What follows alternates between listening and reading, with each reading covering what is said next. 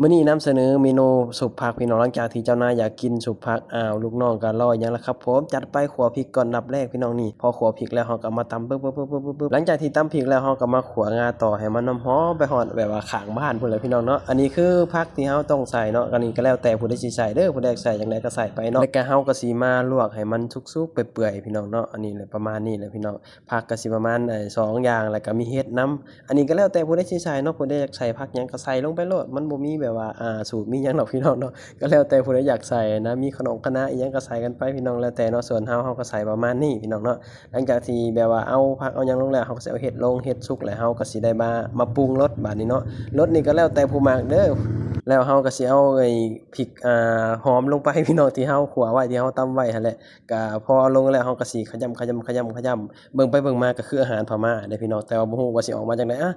ปรุงก่อนพี่น้องปรุงแล้วแต่เฮาสิใส่ปลาแดกลงไปปลาร้าลงไปแป้งนัวชูรสอิหยังก็ว่ากันไปน้ำตาลก็แล้วแต่ผู้ใดสิใส่ผู้ใดอยากใส่จังไดก็ใส่ไปกินบ่คือกันเนาะแล้วก็ตามด้วยงานี่โรยหอมๆนี่ผู้ฮอดข้างบ้านพุ่นแหละพี่น้องแซ่บๆนำกันเนาะประมาณนี้แหละสุปผักพี่น้องหลังจากที่เอามือขยำคืออาหารพม่าแล้วก็สิได้มาชิมกันนะบาดนี้แซ่บบ่แซ่บบ่ฮู้แต่ว่าเฮ็ด